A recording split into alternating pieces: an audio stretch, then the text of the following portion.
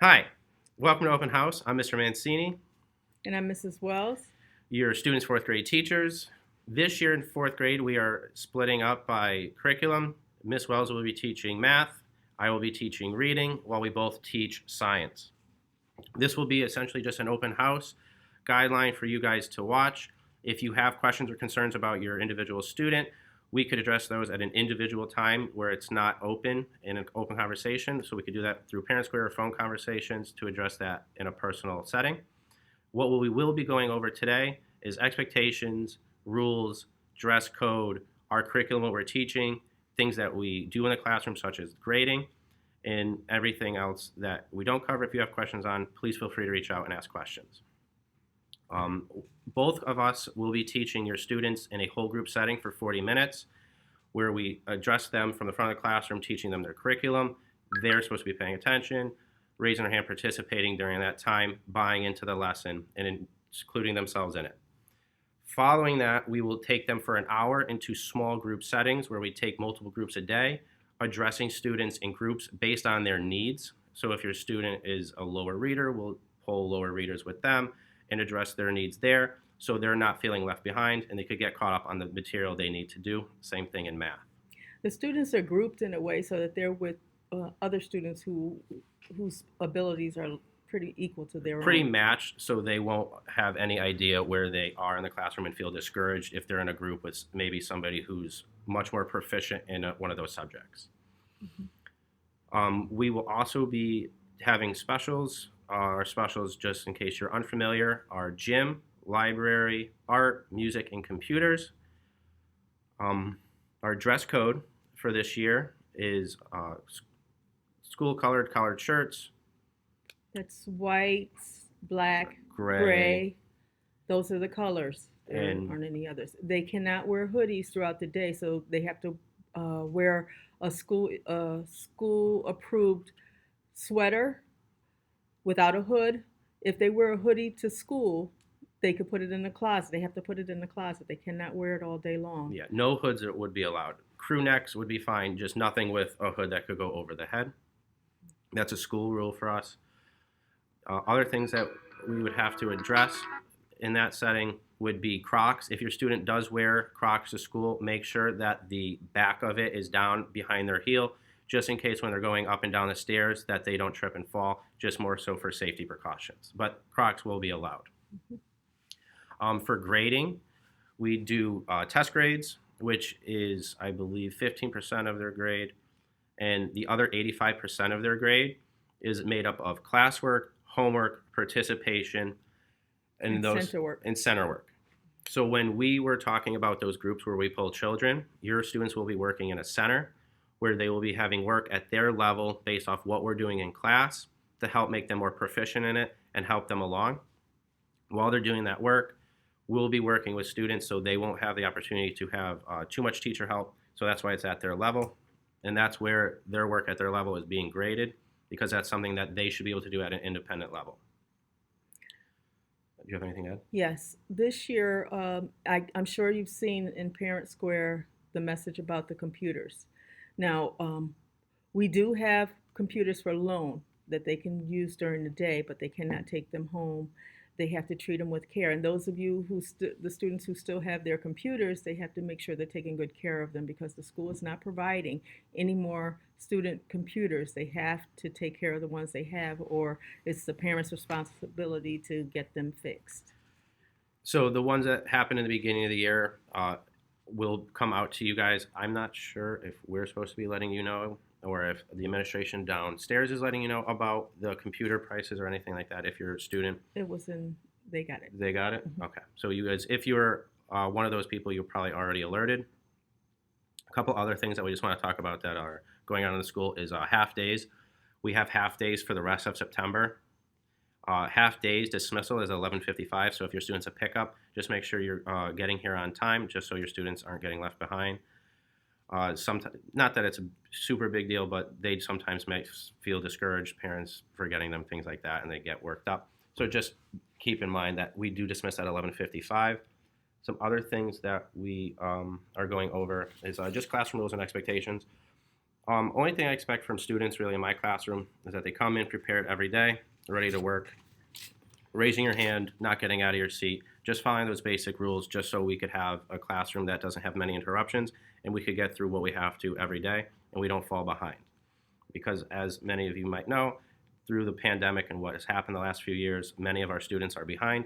So it takes a lot for us to work with the students, getting them caught up.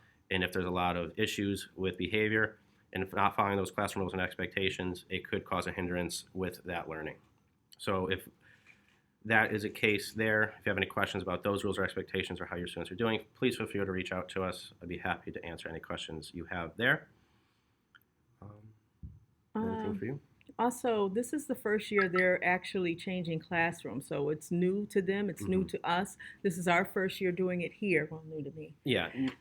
So we just want them to be mindful and just have a little conversation with them about going quickly to their classroom so that they're not spending a lot of time in the hallway or fooling around or anything, because everything is like they have to get it done right away or get there quickly because it's wasted instruction time. And most of the wasted instruction time comes from those small group times where we do get to sit down with your students at that individual level. So by them not being able to follow those rules is where it takes away from that time, which is on us too, but just sometimes as well, it's not a bad thing to remind your students as well to make sure they're following and listening to the teacher's expectations as well. Other than that, Homework, as far as my class is concerned, I probably am going to assign 3 days a week. I don't want to overwhelm students with homeworks. It's just to reinforce what we were learning in the class that day. Also, in my class, we take a hundreds challenge every week, usually on Tuesdays, just to see how they're doing with their math facts. So I encourage you to encourage them to work on practicing at home. What they do is they have 5 minutes to answer 100 math facts, multiplication. So, and it's good. So when they start to see progress, they get excited about it. They like to do it. And then eventually when they hit that 100 mark, their name goes in the hallway, and a lot of them like to see their name with stars on it in the hallway. So encourage them to practice at home from time to time. And on that note, in my class as well, homework is usually going to be about 3 to 4 times a week. I rarely, if ever, give homework on Fridays.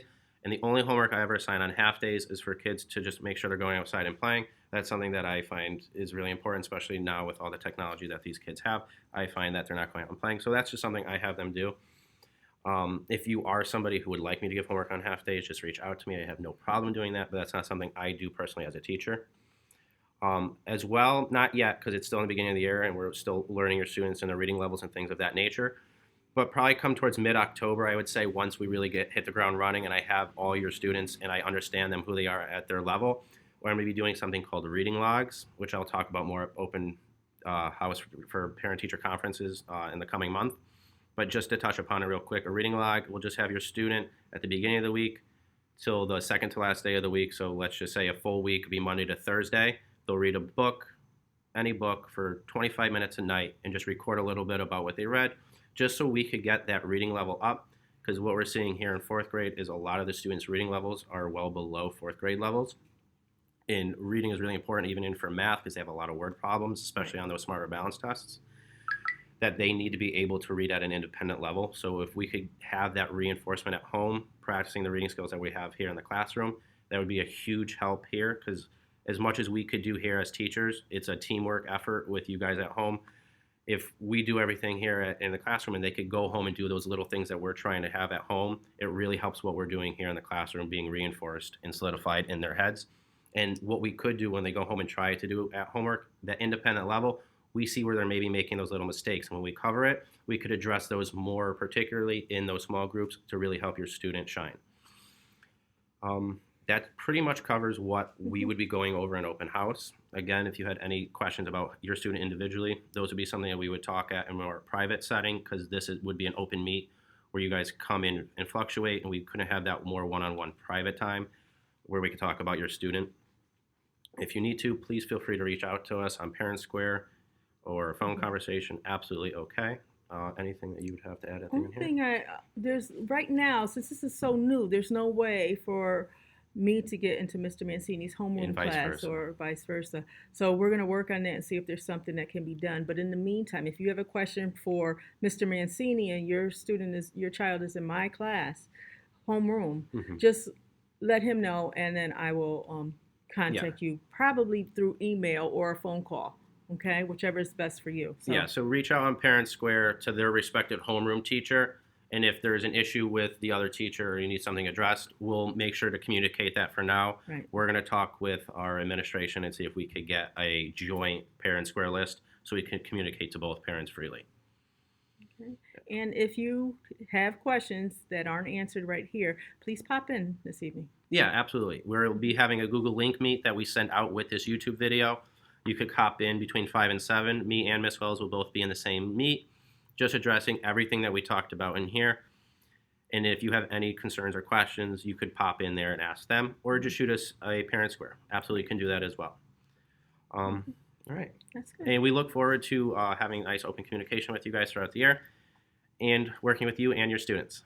Thank you. Thank you.